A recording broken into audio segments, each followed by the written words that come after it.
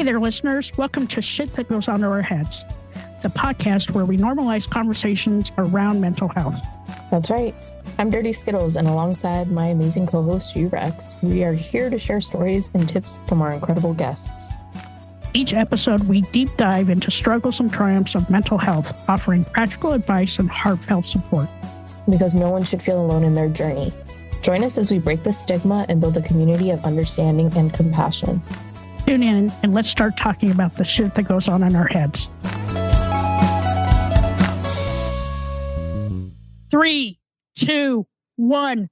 Welcome back to another episode of Shit That Goes On in Our Heads. I have the amazing Dirty Skittles here with me today, and I have a really amazing guest today. Welcome, Tim. I'm so happy you're here. I'm honored to be on your podcast, Rex and Dirty Skittles, and I can't believe I'm here, but I'm ready. Yes, I cannot wait to get to know you and learn more about you. So firstly, I gather Springsteen fan. Yes. Wonderful. Love it. Way to go. And then we see a throw blanket back there with footballs on it. Yes. I'm a high school football coach in Illinois, in the Midwest. And that's what I've been doing my entire career. I'm 57 years old. I became a head football coach in 1998, which is relatively young. I was on the fast track coaching-wise when I started my coaching and teaching career. I'm an administrator now. But yeah, and prior to that, football was my whole life. So football has basically been my identity. I was a young jock my entire life as well. So yeah. He's old and fit, whereas I'm old and it takes me 4 hours to get up the stairs now. So yeah, it's all good. Do you wear your helmet though? That's what's important. You're going up the stairs. Shut up. Your pads, your helmet. I can send all that to you. Love it. No, I love football. My dad is a huge football fan, and I have to say this because growing up, we lived in New England, so Patriots are a big thing for us. And we got to go to all the summer camps and stuff. So, I love Belichick. Huge Patriots fan. Because I'm a big historian of the game. So I read about other coaches. Your dad might know I coached J.J. McCarthy, who's a quarterback. He's going to be starting for the Vikings next year. Oh, I'm going to call him after this. Let me write the name down because I'm going to forget. Oh yeah, he'll know. J.J. McCarthy, great kid. Well, young man now. And Julian Love, he's starting safety for the Seattle Seahawks. That's so cool. So you got to coach them when they were in high school? Yeah. Whoa. Wow, I got the goosebumps. That's kind of cool. That's wild. See them on TV. It's, you know what you become, because I'm like their older brother, second dad. So you become nervous like their parents. They have great families too. I'm very blessed. And you get nervous because you want them to do well. Yeah, I was going to say, you're like the forever coach. Do you watch them and then think, should have done this different? I would have coached them differently. Right. Well, you know what? In high school, when you make it to the NFL, it's not hard coaching kids like that because they make coaches look good. So they're already stellar players. So there's not much coaching. It's almost like just patting them on the butt and the back, being like, attaboy, good job. Yeah. Keep doing that. Yeah. Keep throwing touchdowns. I love it. Did you play football? Yes, I played at a very young age. I had to that's part of my story. I mean, I had to cry. I'm the youngest of 4 boys in my family. My youngest, the third youngest, is 6 years removed, which is weird. I mean, not weird. My older brothers, they're all a year apart. Stan, Mike, and Daryl. Stan passed away in 2013 from diabetes, but I was 6 years removed. And so, when you're the youngest, you get beat up a lot. And so I became good at football.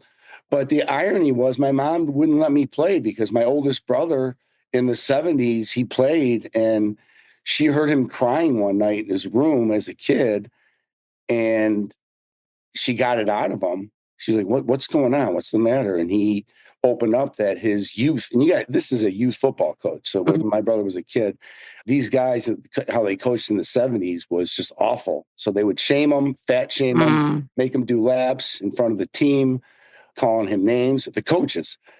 Wow. So my mom, the next practice, the next day, said, "You're not going. You're done with the sport." Took all of his equipment in a garbage bag and literally didn't drive into the parking lot, drove over the curb onto the practice field in front of the coaches in this Dodge Dart. It's back in the 70s. Gets out, throws the bag at their feet. These coaches are astonished, being like, "What the fuck is this lady doing?" Yeah. And she goes, my mom was only like 5'5". She was short, but she was a tough Scottish woman.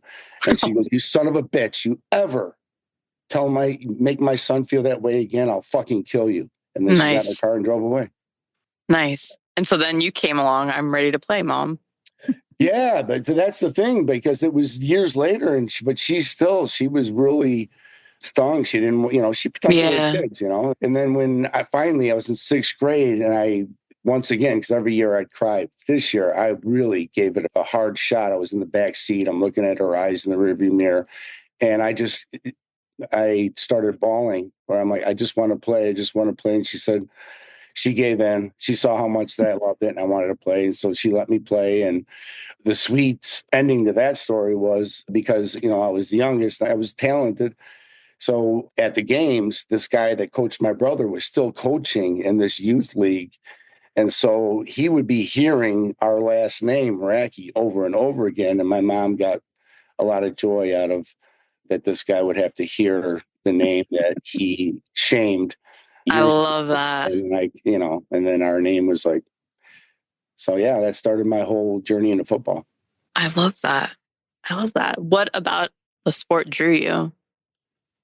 I think it was the competition, but also the attention I got from my family from it. And then you find that, wow, I'm good at this. And so you do it more. And so I wanted to get better too. I was internally driven. I was motivated. So as I grew older, into high school, and I was always, people thought I was undersized. I wasn't that much in high school. And because I remember that was another thing. My dad's friend, we were at some pig roast, and he told me that I wouldn't be able to play in high school because I was too short. And that pissed me off. And so whenever he told me I couldn't, I would. Mm-hmm. So I ended up doing very well in high school, incredibly well in high school. And then again, when you get those accolades, and, my dad thought I was better than I was, but my dad really paid a lot more attention to me the better I got at football. And years later, I reflected that I was looking for that, you know what I mean?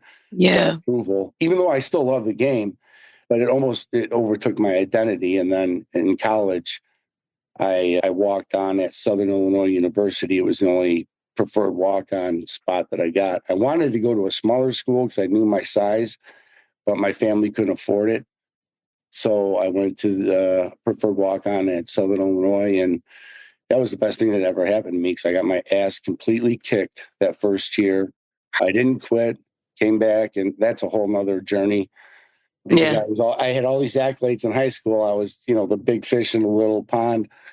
And then I go to this larger school with scholarships, and I wanted to earn a scholarship my second year.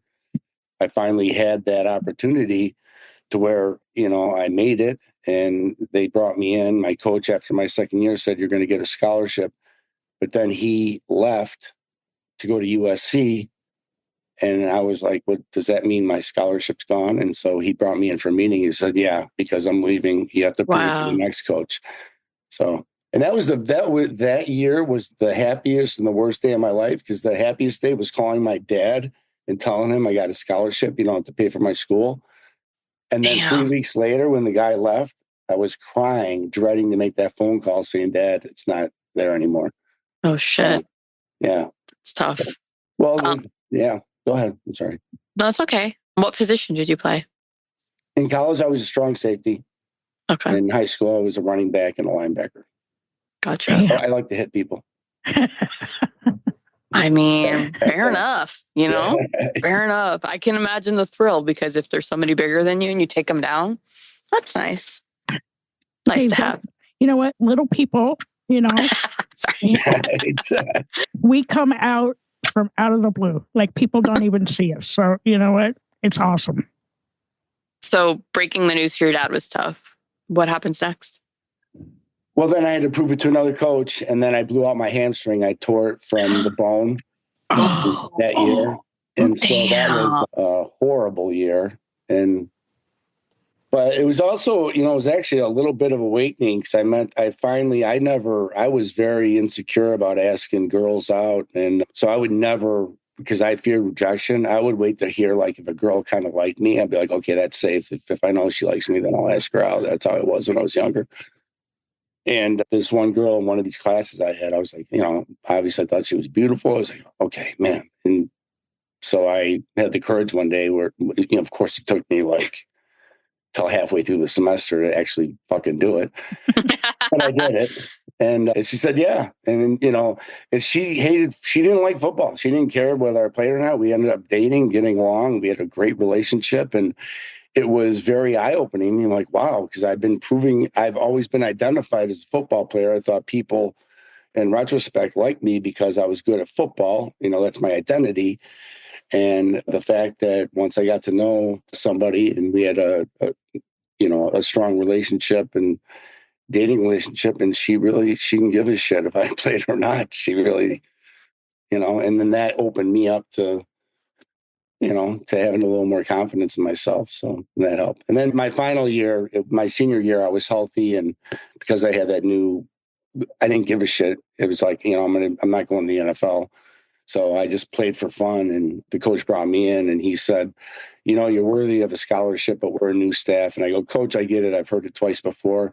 I'm going to finish. You don't have to give me a scholarship. I'm just going to play, have fun. And it ended up being the best year of my career. I played, Wow. I did well, and that was it. And because the biggest thing was I proved to the other guys, being a walk-on, people you kind of look down on you. But all my teammates knew that I belonged on the team. Like, I made the travel team and, I played. So you want to be on the 53. That's what it was back then. Like, that means you're really on the team, even though there's 120 on the team. Wow. So, yeah. Wow. That's a lot. Yeah. Was it fun, do you think, or like the best year because there was less pressure?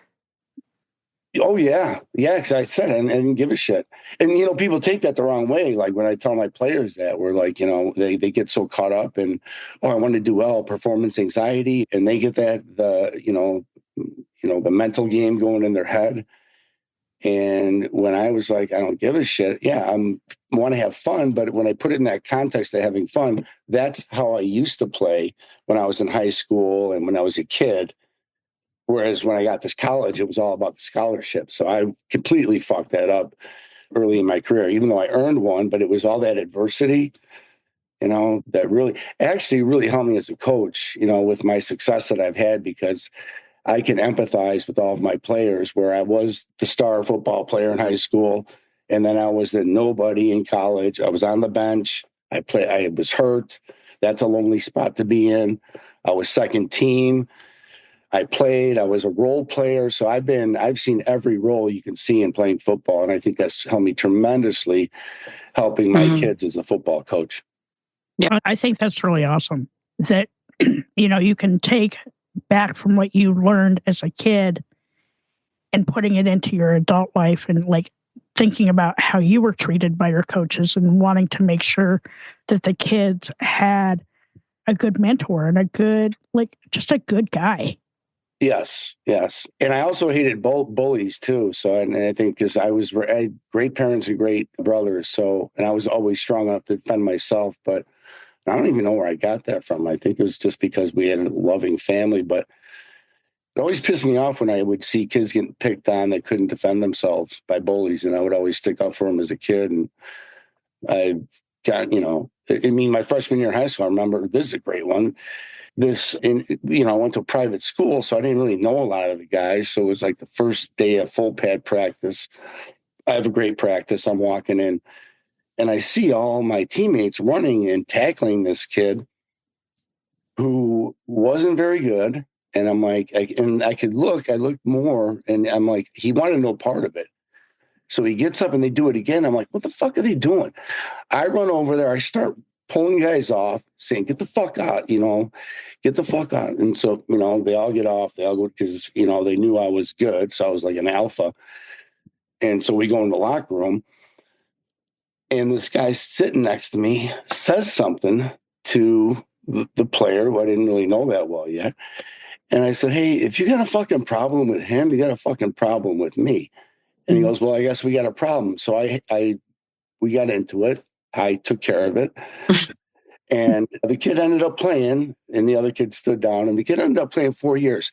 Fast forward 15 years later, I'm going to, at a school I worked at early in my career, I'm going to an administrator's house for a meeting, and I'm walking up to her door, and this guy is bringing out the garbage. And he goes, Tim Racki? And I go, yeah. And he gave his name. I'll say, Bobby Smith. I go, holy shit. I go, how you doing, Bobby? And he goes, great. He goes, I got to tell you, and this is the first thing he brings up, no small talk. He goes, I got to tell you something, man. If it wasn't for you in high school taking care of me, I don't know what I would have done. I think that I would have been in a really bad spot. And I was like, hey, man, you're welcome. Because I remember that too. But, and that really hit me where, that anguish and that pain that you can feel mentally, especially when you can't defend yourself. And then you got a bunch of jagoffs being on a daily basis, Yeah. That sucks. People are assholes, man. Yeah. Bullies are assholes. Bullies, but they're so insecure with their own feelings that they have to take it out on other people. And, I think that's where like good coaching, good parental guidance, even if you're not their parent, right? Where you can help these kids grow up to be better adults.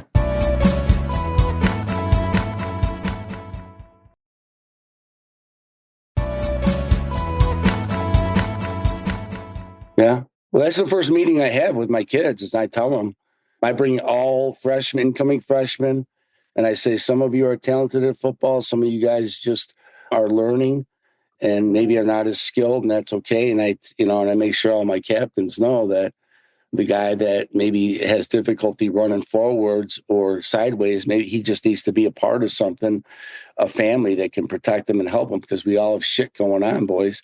And that's the irony. I'm so good at giving and helping other people and saying, and, I'm finding that I have to do that for myself as well. Yeah.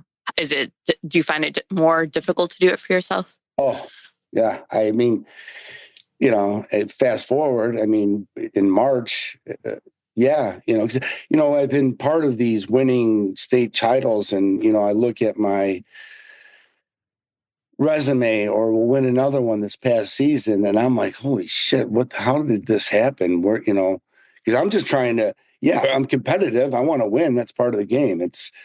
But I do it in these unconventional ways, at least I think, but I also think it's common sense. Treat each other right. Don't be a fucking asshole. Don't be a bully. Mm-hmm. You got to build that culture, put time into it, teach them how to be leaders, which I do. And it just, but I also, you get that imposter syndrome, where I'm like, I'm just me. I'm not, who am I? And, I'm just being who I am. And it's, so, you just have this tough guy exterior where I'm helping other people, but then I'll come home and I won't be the best husband, Yeah. You won't be the best version of yourself because, we take on all our stuff, but then when we bring it home, because we don't know how to turn it off, right? And that's what happens is we don't know how to turn it off. Right. Yeah. Right. Yeah. Hey, listen, I'm a loving father. I have 2 wonderful sons, and my wife is kick-ass. But I think because of this epiphany that I had in March, and I shared that with you, G-Rex, and Dirty Skittles, I'll tell you. So it's during the men's tournament, the basketball tournament in March, and these guys I've known for 30 years. And one of them, out of the blue, he was drinking water, and I didn't judge him. I just thought it was weird because I hung out with him. I'm like, hey, what's up with you got something to do tonight? Mm-hmm. He was, no, and he was so open about like his mental health. Just kind of conversationally. And it was, he was like, you know what? I was drinking too much. I haven't been a good husband. He's saying all this shit like in a conversational tone in front of all these guys. He's like, yeah, so I just decided either I got to do it or somebody else has got to help me do it. So I've been doing this and this. And because I was this and this, hadn't been a good husband, not there enough for my kids. My job, I found that I was drinking too much during the week. And I was just had my mouth to the floor. I'm like, he just described exactly how I felt. Wow. So I called him and he goes, hey, listen to this podcast. And I never, before March, I never listened to podcasts. I was like, I don't have to, and I stopped reading books.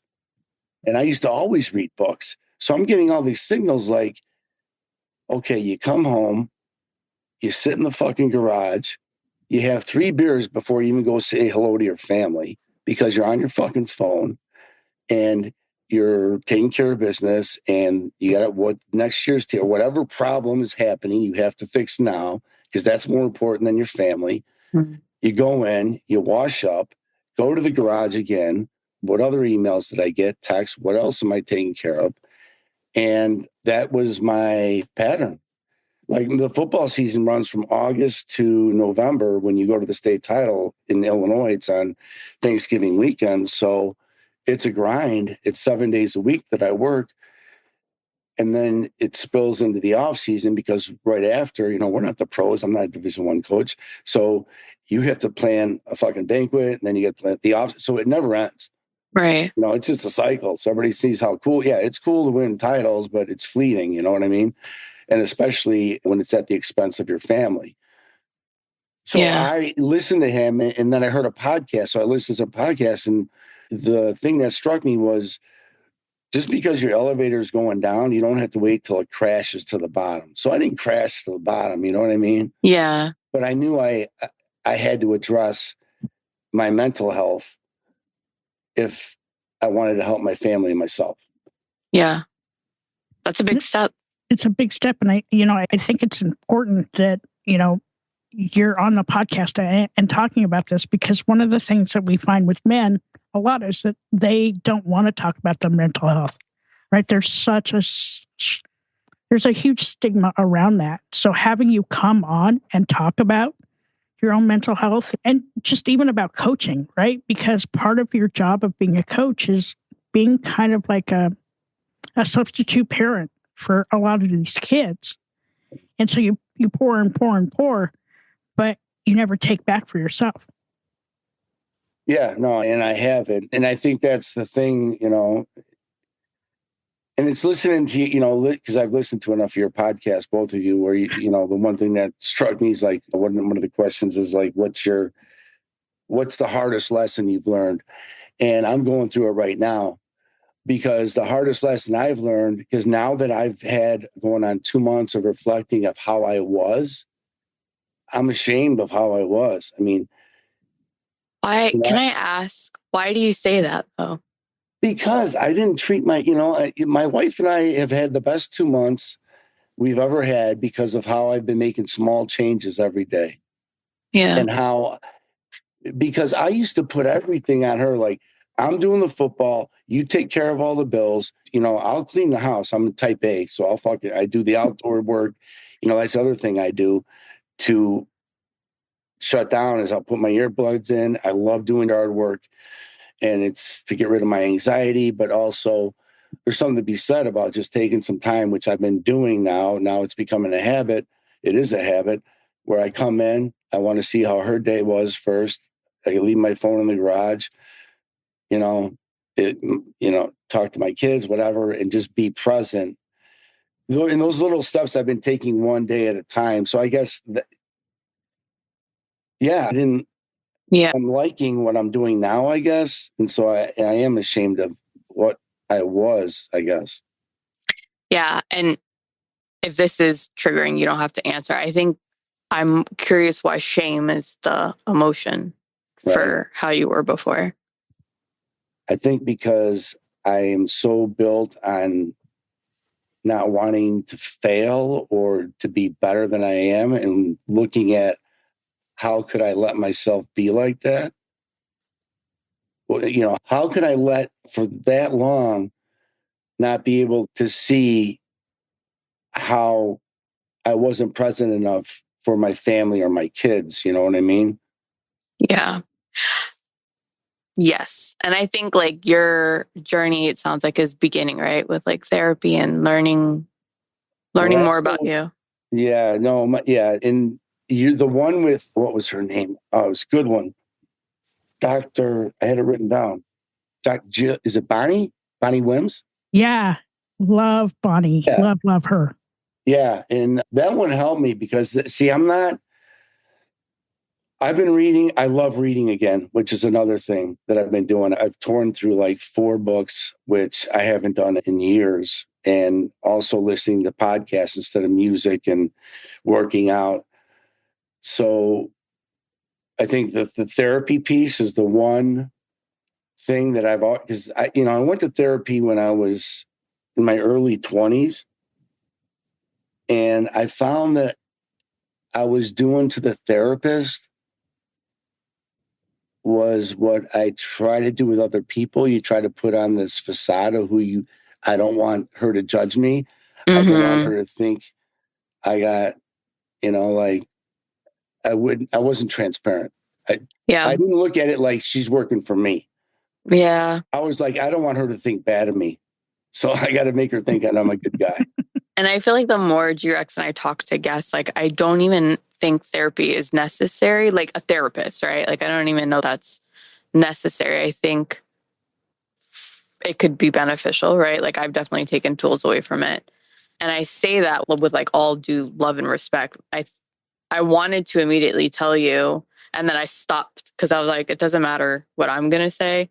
But like the shame thing, for whatever reason, strikes hard because it's, to me at least, it's a strong emotion. And I wanted to tell you, I'm like, it's not, I don't believe that it was you making a choice to do something shameful, right? I think you're starting that journey of like understanding and kind of finding your way through things. So you got to be a little bit kinder. You know what I mean? Yeah.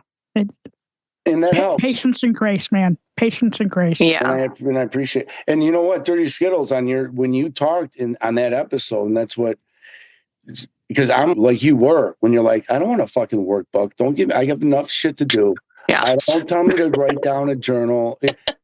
I just, or like you said, I would feel bad if I'm like, this person sucks, but I feel bad telling them, sorry. Yeah. Like, how do you say, okay, I want to get out of this? Yeah. That's why I'm a huge advocate for BetterHelp, because I could just ghost people.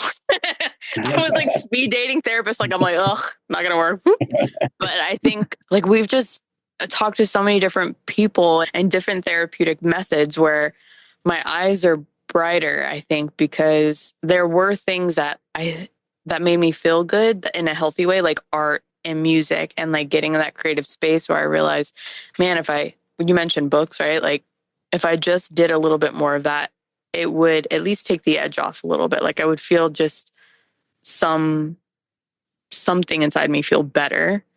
The therapy, I think, took, at least for me, a while to get comfortable with that process because it never worked. Tried it a bunch, speed dated the therapist, used BetterHelp to its advantage of texting at first, and then working my way to the person I found that literally was the one, because I didn't feel judged. It was like she made me feel safe and heard and validated shit that I couldn't put words to emotions. And then she would hit it and I'm like, holy shit, she knows everything, right? Like this is that fit. So I do see the value in finding those experiences too. But I think at least as you're going through this part of this chapter, if there's one bit of advice I could give you is just to be patient and kind and give yourself grace, because at the end of it, you don't know what you don't know. And I think discovering that part of yourself is part of healing. It's like, oh, there was something there that bothered me. I wonder what it is. And diving into it a little bit more. I don't know. I'm just like the mother hen. You know what I'm saying? I'm like, you are a mother hen. And I get it. See, I think because I went into this, like what I'm doing because I said, it's not going to be fair for me to put that on myself. Like, you know what? I'm going to change a year from now. No, I went, you know what? Because it was a Friday. I reflected all that weekend and said, on that Monday, I go, this is what I'm going to do Monday. And that's it. I'll worry about Tuesday when Tuesday fucking, when the sun rises. And so it would be all these little things from either something I was reading. I wouldn't take somebody's like, do all these steps. I'd be like, that's interesting. I'm going to try that. I like that. So I've been doing bits and pieces just to put into my day and see what becomes a habit. Yeah. But also more importantly, and this is to your point, Dirty Skittles, is I told myself, hey, you're going to fucking fail. They're going to have setbacks, which I have in the past 2 months, which I've never done before. I've forgiven myself being like, you know what? Yesterday was a bad day, man. You're okay. And doing those little things were, because in the past I would have this humility to a fault. Like, I don't want to look at anything I've accomplished. And it almost turned into, why? Why don't you? Because you're no good. You're an imposter. No, you can be confident because again, that I'm saying, I am good. I am good at what I do. And I can be confident without having to be a bragging asshole. You don't have to, people will see what you've done, but your internal self, the voice talking to you, just like you tell your fucking players, you got to start practicing what you preach, coach.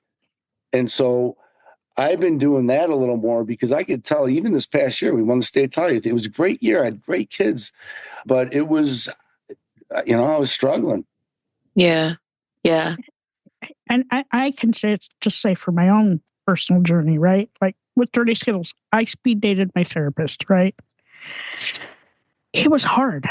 And it was really hard for me to like reflect on, and I'm a lot like you, Tim. Like I'd be like, oh, you're an asshole, you're an imposter, you don't know what the fuck you're talking about. And then I just started to like listen. I listened to the signals in my head of like all the advice I give everybody else, but never fucking followed myself.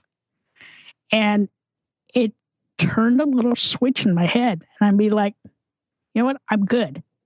But to what Dirty Skills said is patience and grace. We give everybody else patience and grace. We don't give ourselves enough patience and grace.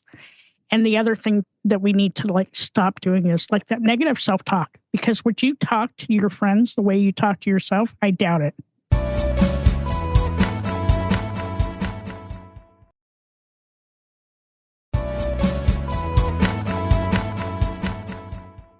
And that's the other thing that helped was because I went back to, okay, when did you feel confident about, you're most confident and take care of yourself? It was when I was playing football, high school, college.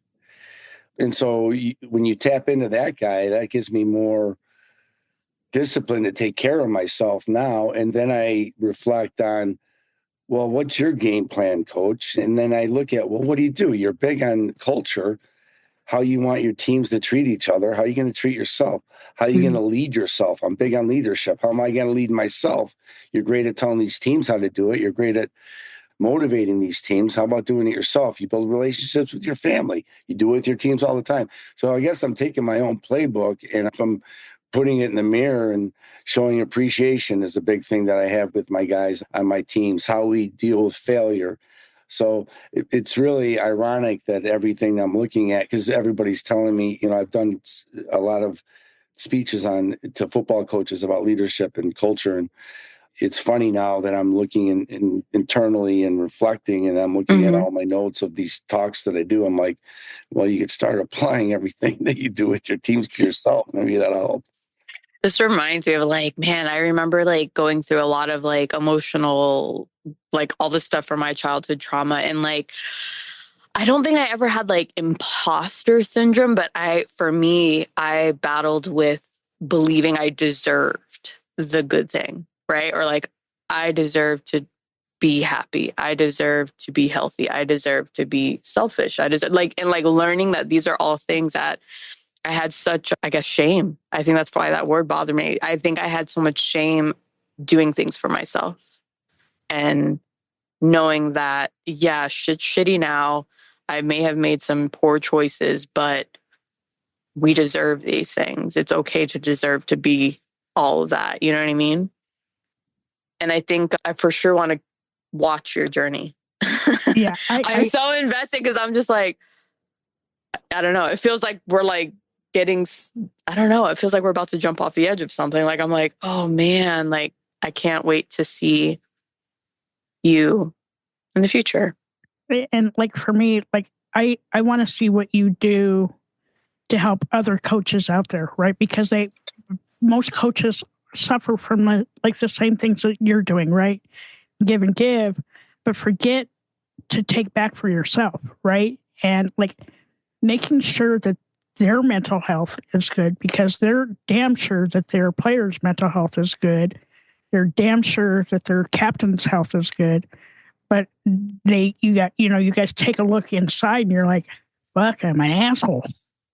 Well, that's the thing. I try to research it on coaches in general about mental health, and there's not a lot out there. And that's why I was like, well, I can't, because that was the other thing where I used to keep my mouth shut, because I'm like, who's gonna be like boo hoo? But look, you'd be like, you won 10 fucking state titles, or poor you. What's your problem? And I'm like, well, there's more to it than that. It's not all about, because winning football games, listen, I love it. It's a blessing, and I'm not taking it for granted, but it's fleeting. It's fleeting. Just like losing is fleeting. It's a fucking game at the end of the day. And, Yeah. there's more important things. But you're Tim. You're more than just the titles and trophies and football games and coaching, right? Like, look, you got 2 kids that you coached that are going to go to the NFL. Like, a part of you, like, help those kids to become the men that they are today. And I will say that men's mental health is starting to gain some traction, right? So it just takes one person, right? Opening up about it. And then once you open up about it, somebody else will open up about it. And then you start changing the trajectory of the stuff that's happened for the last 20 years. Now men are listening and like, you know what? It's okay if I take care of my mental health, and I'm open about it. And that we are making sure that we're taking care of us, taking care of the person that's giving the advice. Okay, well, put up a mirror so that it reflects back on you, because a lot of times we need that same advice. Yeah, and just in the small steps. I mean, you're talking 8 weeks, and what I've done just by reading and listening to podcasts like you, and you don't have to make a wholesale change, but if you do something a little bit different, just a little bit. And that's why I'm like, man, if I can because I was walking around like a fucking zombie for too long. And now I still have a long way to go. I'm just starting my journey, but I like where I'm at compared to where I was March 1st. I feel like you've already done the hardest step, right? Like, I feel like the hardest step is like getting to that moment where you have to, like what you said, change what you were doing every day, change an outlook or whatever. To me, that was huge. hard. That was like, now that you're there, now it's like the consistency, and like you're trying different things and you're making that conscious effort to do different. That's big. Yeah, like I can't wait to see where you are a year from now, and like the impact that you're going to make on like the other coaches out there and other men. Right. Like you can take all those life lessons, and life has a funny way of coming back and teaching us a bunch of shit that we, kind of forgot about. But you're going to be able to help these men be better, right? And like better in their head, better in their hearts, better dads, better fathers, better husbands, better coaches, just better people. Like once you start doing a little self-reflection, like, fuck, I'm a dick. Right. Well, that's the irony is that's one of my strengths as a football coach, because I've always had the wherewithal. Like all these kids aren't going to be in the NFL. They're not going to play college football, but I want even the bottom third of the roster, the kid who just wants to be a part of something and wear their jersey. I want him to get something out of this too when he becomes a man. So, and how can they be better men because football, even though it's been a love-hate relationship that I've been married to my whole life, it has helped me in tremendous ways outside of just helping me navigate what I'm going through right now with mental toughness and mental wellness because of, where I was and where I'm at and where I'm going. And I'm really proud of you. I'm really proud of you. You took the first step. A lot of people don't have that in them to take that step. And like I said, I can't wait to see where you are a year from now. And you're sharing it, right? Yeah. Like, it's like, we can't forget, right? Like, yes, you took the first step for you, but now you're like saying it out loud so other people can hear. That's huge. Very strong. Oh, you just reminded me. I thought we were just talking to us now. But no, yeah, I'm so proud of you. And the world is really hard right now. Like, everything's on fire. And, just taking that moment and think about all like that good mental health stuff that you're teaching the kids, right? Because one thing that doesn't get taught in school is how to deal with your mental health, right? You being an amazing coach, you probably take the kids and help them with their own mental health, because maybe some of these kids don't have those resources, right? Maybe don't have a good family home life, are not the brightest in school, are getting bullied, but you're giving them tools that they can take into their adulthood. And they're going to look back on those lessons that you taught them and be like, damn, this coach changed my life. So if you take those lessons that you've given away for, 100,000 years now, because it feels like 100,000. I know. I spent 45 years in corporate America. It felt like 100,000 years. But take all those lessons that you taught everybody else. Quit laughing, Dirty Skittles, because I'm going to fly to Georgia. But take those lessons that you taught everybody else and apply them to yourself. Exactly. And that's what I've been doing, and that's what I'm going to continue to do. And it's the journey's been good, but like we said, it's not going to be all smooth, and I'm going to have those dark days, but I just want to get away from the garage days. I love my garage. It's like a man cave. I got a man cave in my shed in the backyard, and there was just way too many times where I would just sit there catatonic, drinking a beer and staring into the abyss, I guess. And well, it sounds like you know the questions I ask, but I have my 2 questions for you. Okay. Oh my God. G-Rex, how many times have you had to hear these today? Love you. If you can go back in time to a younger version of yourself and give that younger version some advice, what would you say, and how old are you? I would be a senior in high school, and I would say, as you move on to this next journey in your life, balance. And it's okay to join the debate team, which you're going to want to do. And it's going to be okay to major in public relations and join that club that you wanted to.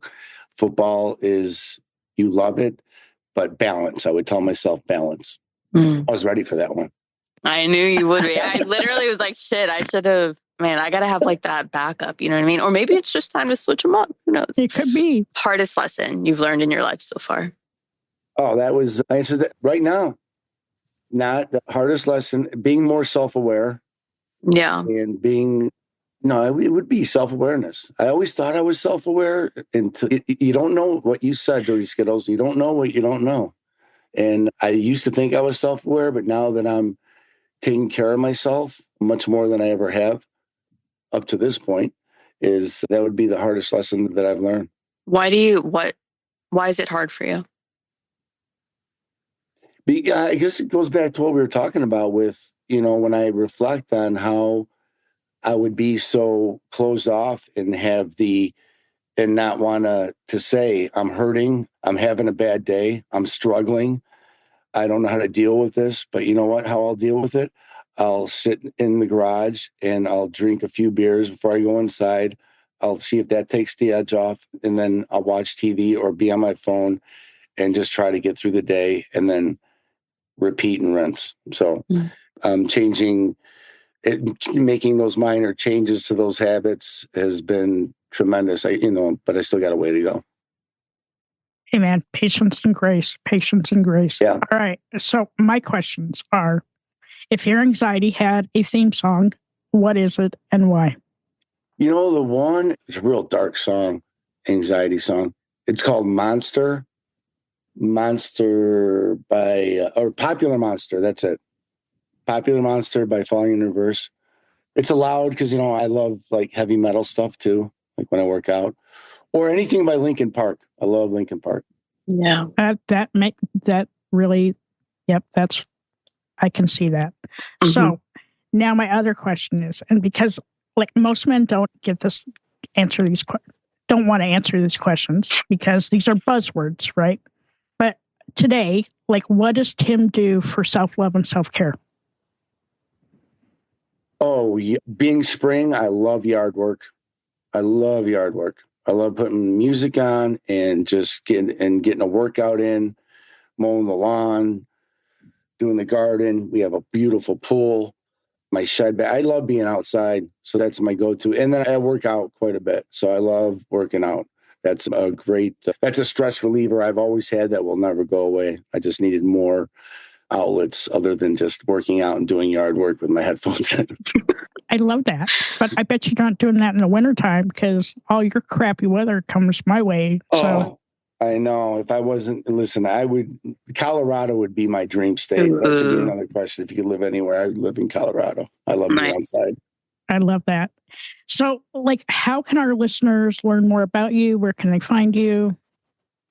So you guys helped me with this. I was thinking, and I have a close friend who's helping me, with this stuff because I'm trying to, with all my leadership, and I'm trying to figure out what direction. I'm excited about it. And then they told me to get domain names.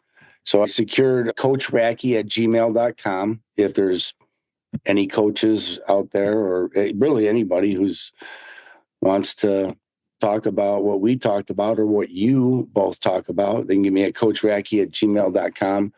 And I have Coach Racki at Twitter now, Coach Racki on Instagram. And the irony is when you go to them, you won't see shit because I didn't put anything up yet. We'll get you there. No website, but it's there. Listen, it is baby steps. Yes. Baby steps. Yes. But I thank you so much for coming on today. So much. Thank you. I appreciate you sharing your story with us. And you both were outstanding. You made me I felt like we were just BSing the whole time and from the get-go. And just, I listened to you guys enough now where I felt like I already knew you. And obviously, Gretchen, I know you from our personal interaction, but it was an incredible honor. And thank you. Thank you so much for having me. I love that. Hi, all. Thank you so much for listening to this episode. I'm G-Rex. And I'm Dirty Skittles.